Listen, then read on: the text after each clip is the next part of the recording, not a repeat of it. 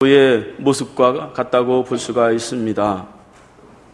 한 사람이 살아왔던 그러한 인생들을 가만히 살펴보면 참으로 파란만장한 그러한 일들을 많이 겪고 이런 일 저런 일들을 다 겪으면서 우리 인생의 항해를 하게 됩니다. 그래서 잔잔한 바다에 노를 저 가듯이 조용히 살아가기도 하지만 때로는 뜻하지 않는 그런 광풍을 만나기도 하게 되는 것이죠. 그래서 잔잔할 때는 평안한 마음을 유지하는 것 같지만 그러나 파도를 만나고 광풍을 만나면 아무리 경험이 많은 어부라 할지라도 두려움과 불안에 떨 수밖에 없는 것이 우리 인생이라고 볼 수가 있습니다. 그럴 때 우리가 어떻게 이런 광풍과 싸우면서 이기면서 승리할 수 있느냐 하는 것이죠. 예수님을 믿으면 그러면 아무런 풍파가 없고 모든 것이 다 잘 되냐? 그건 우리 바람이죠. 믿는다고 해서 광풍이 없고 파도가 전혀 없는 것이 아니다 하는 것입니다. 그런 거죠. 다만 예수 믿는 사람과 믿지 않는 그러한 사람의 차이가 있다면 그 어려운 광풍을 어떻게 헤쳐나가고 누구와 헤쳐나갈 것이냐.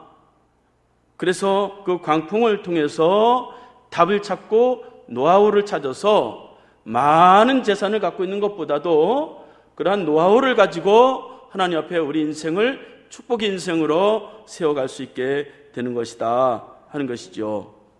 오늘 본문에 보면 제자들이 예수님을 배에 모시고 가다가 광풍을 만나는 그러한 내용이 나오고 있습니다.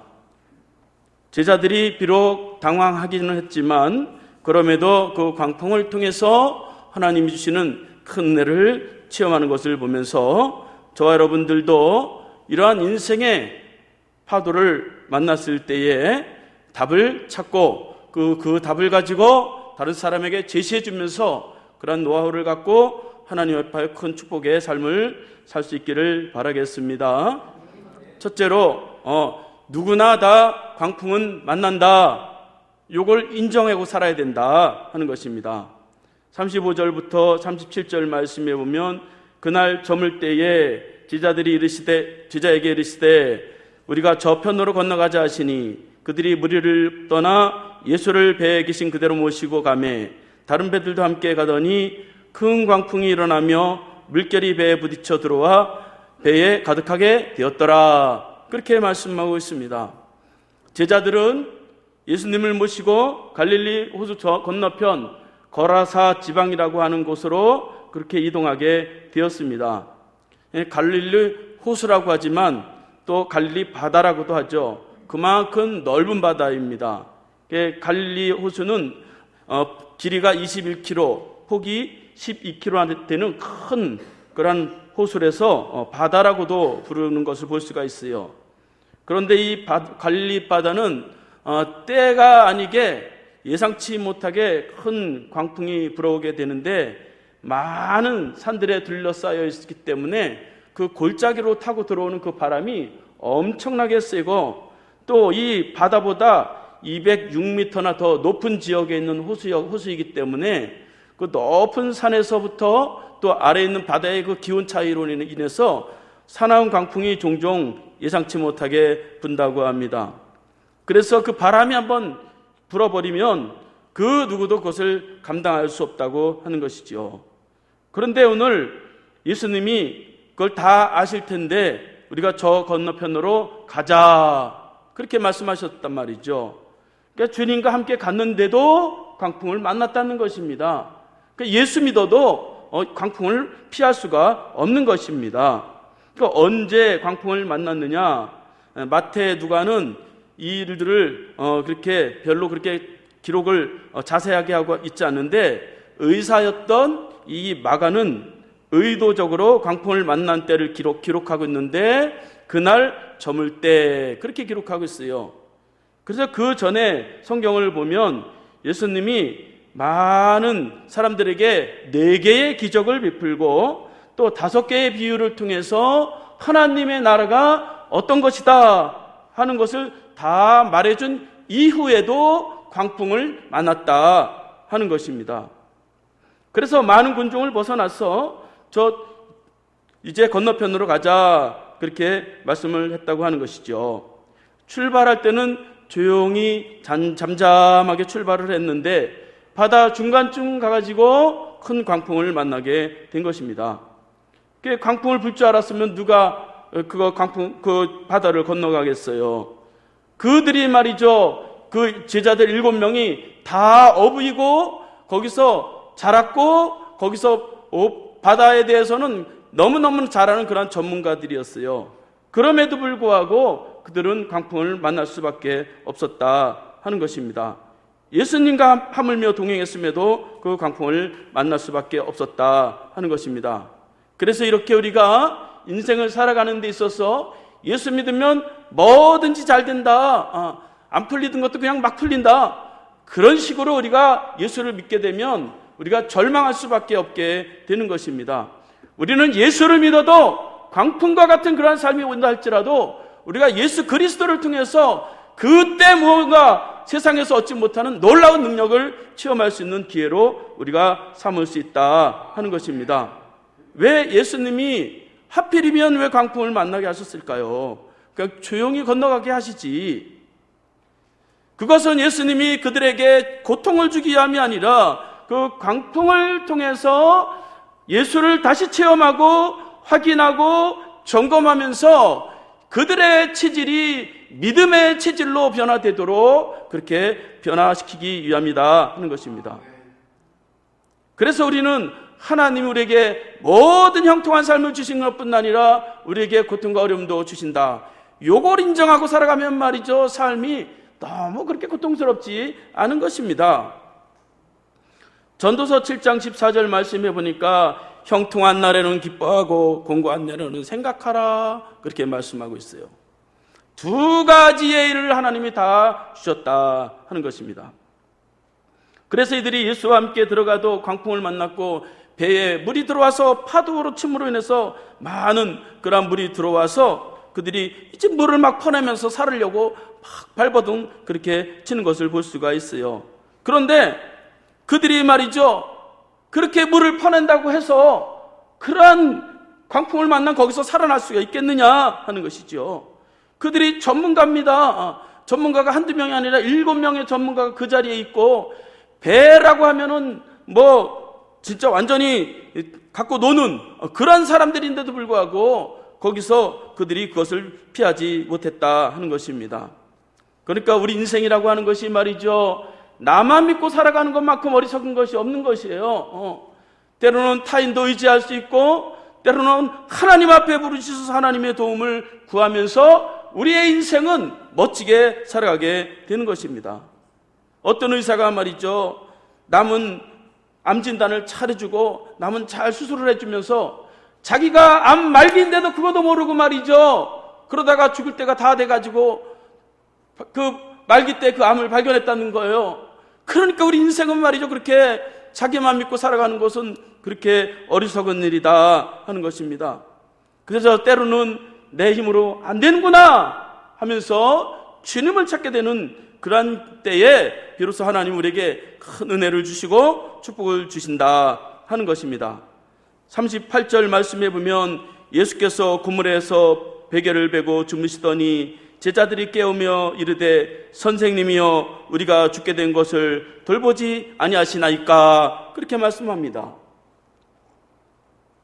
제자들은 지금 광풍이 불어서 난리가 났고 죽게 다 됐는데 예수님은 그물에서 베개를 베고 주무셨다 하는 것이죠.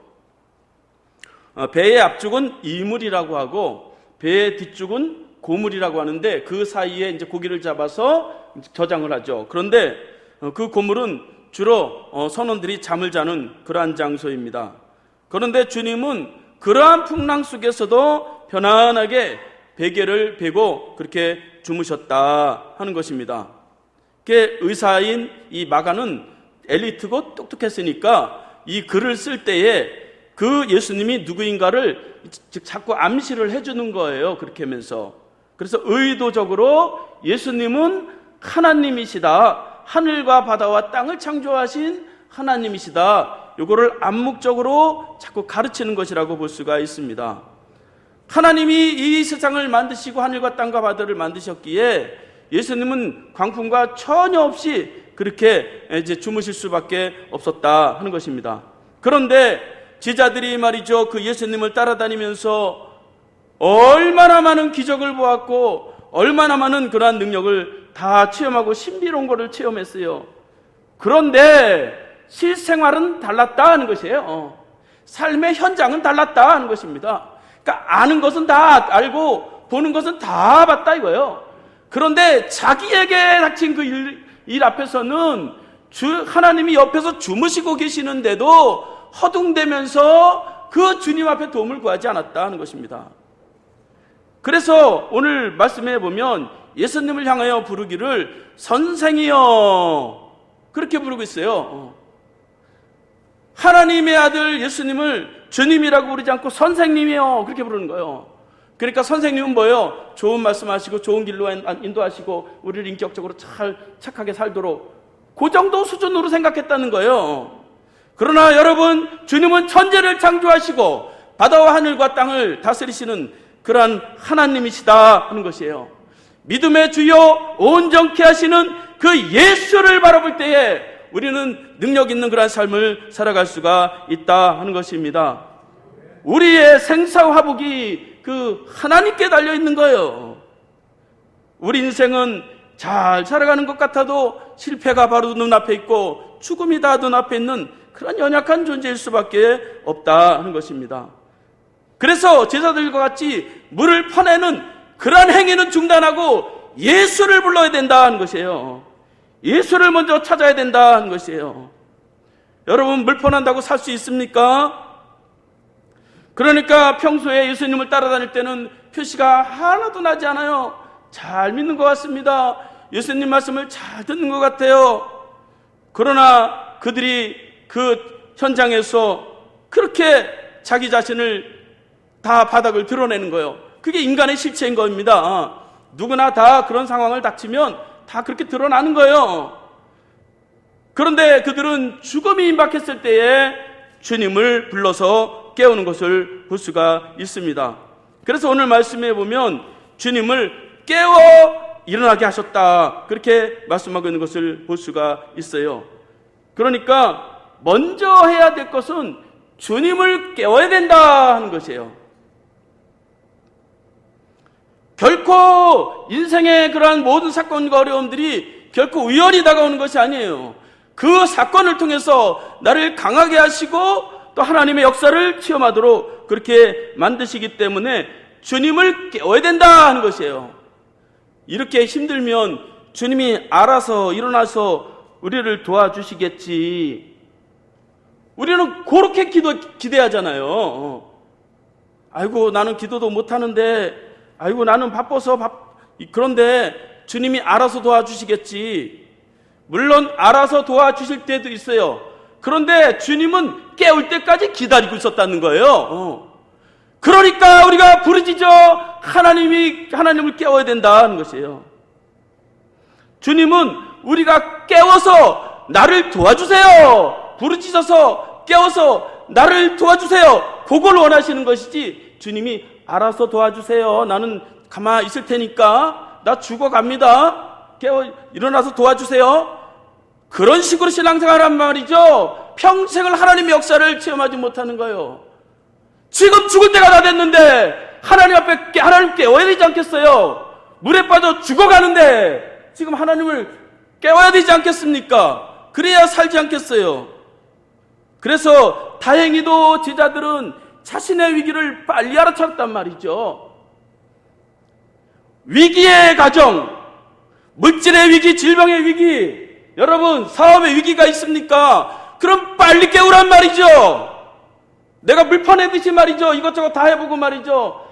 그래도 안 되면은 에이구 그래도 언젠가 도와주겠지. 그렇게 하지 말란 말이죠. 하나님을 깨워야 된단 말이죠. 깨우라고 하는 거는 하나님이 주무시고 계시니까 깨워야만 일한다 그런 의미는 아니에요. 깨우라고 하는 건 주님이 일하시게 하신다 그런 의미를 가지고 있습니다.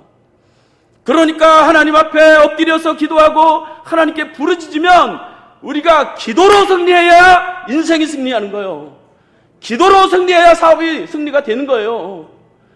기도에 승리가 없으면, 기도에 실패하고 주님을 깨우지 못하면 아무리 물을 퍼내도 살아나지 못하는 겁니다. 그래서 하나님 앞에 실패해도, 내가 잘못을 해도 하나님을 깨워야 된다. 깨우는데 말이죠, 일어나시려면 일어나시고 말려면 마시고, 그래도 되겠어요? 깨우려면 소리를 질러야 될 거 아니에요. 나를 도와주세요. 내가 지금 죽어가고 있습니다. 내 손을 붙잡아 주세요. 그래야 일어나지 않겠습니까?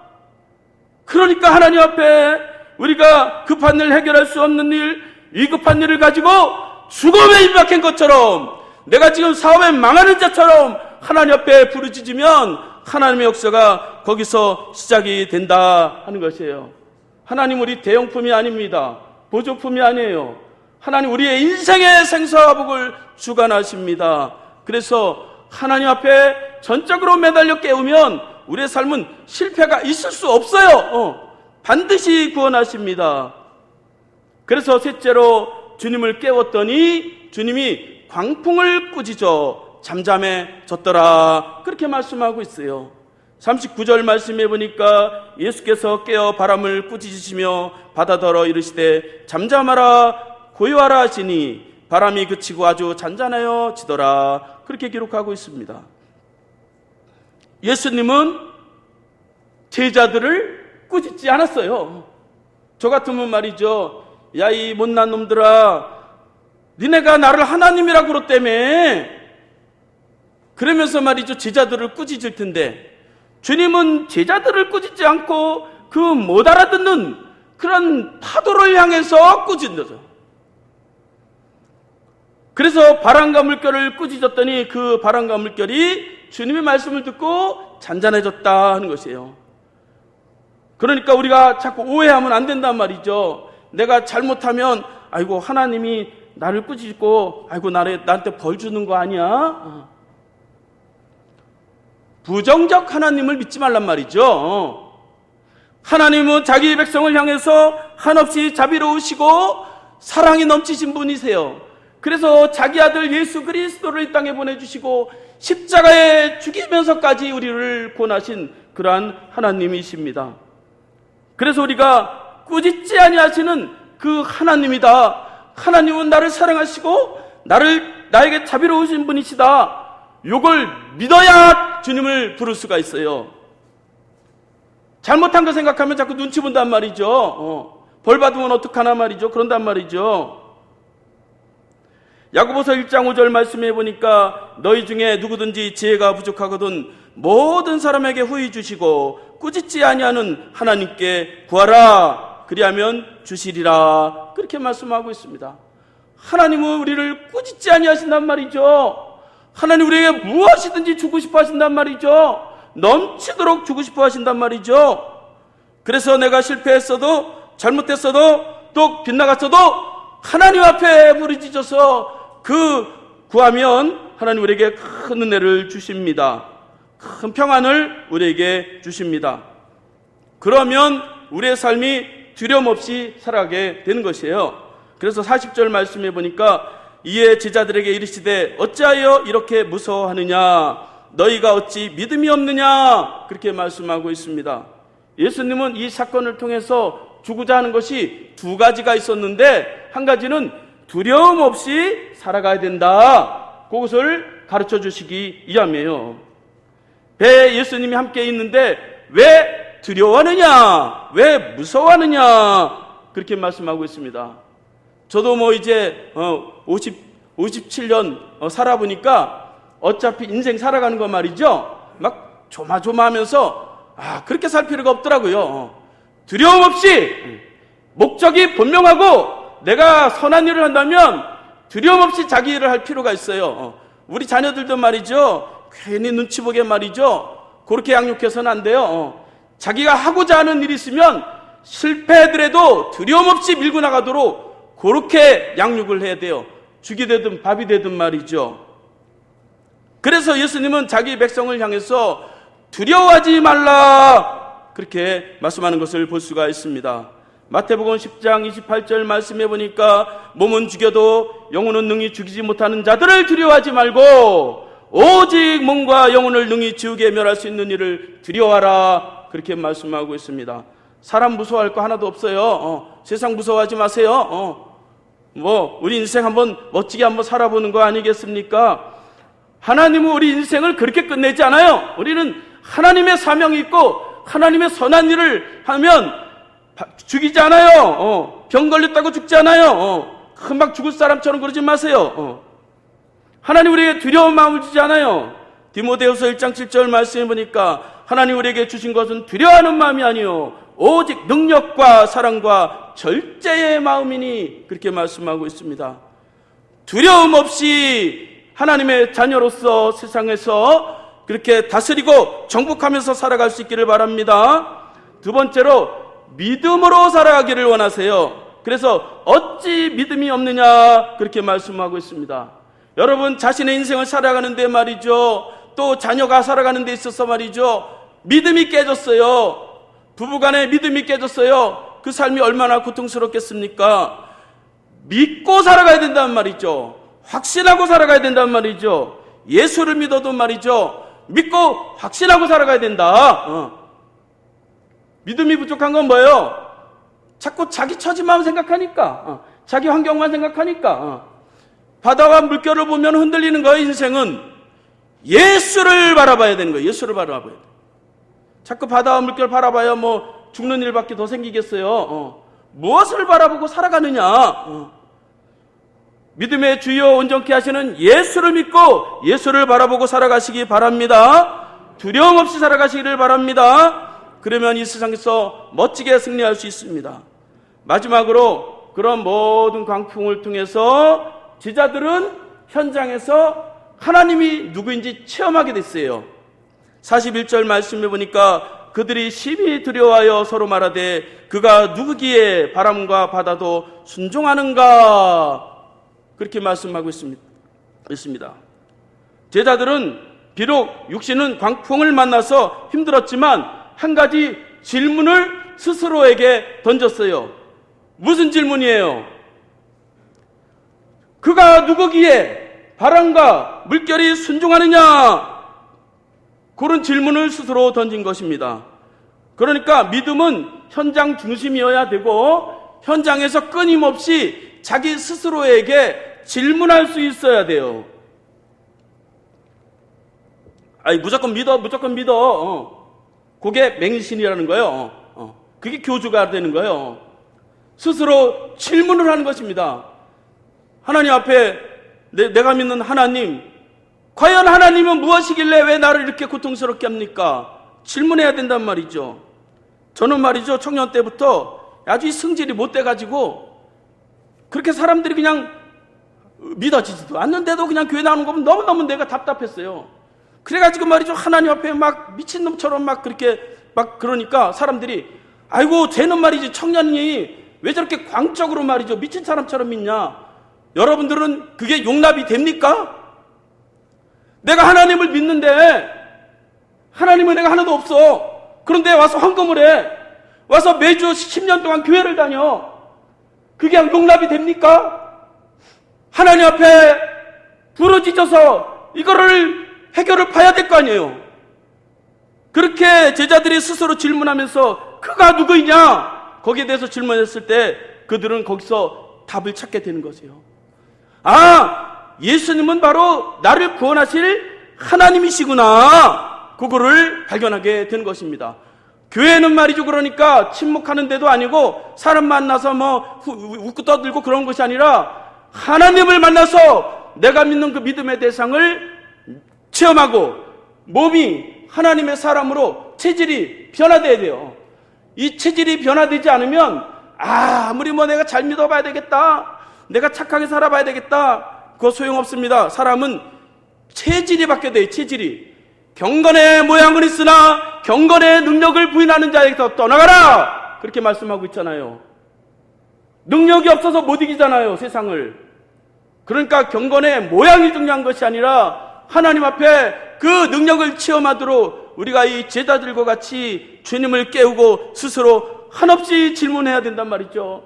하나님, 살아계시면 정말 저에게 말씀을 해주시든지 시험을 해주시든지 저에게 역사를 해주세요. 그러면서 하나님께 나아가면 저와 여러분들이 그런 광풍 인생의 파도 그거보다 훨씬 큰 유익을 얻게 된다 하는 것입니다. 이제 말씀을 마치겠습니다. 우리가 이런 광풍과 어려움을 만났을 때에 그냥 그런 일이 있을 수 있지, 그러고 넘어가면 지는 겁니다. 하나님, 왜 이런 일이 나에게 있습니까? 그러면서 예수 십자가를 묵상할 때에 거기서 답을 찾고 노하우를 찾고 그러면서 우리 인생이 멋지게 두려움 없이 그렇게 평안한 삶을 살아갈 수 있기를 바라겠습니다.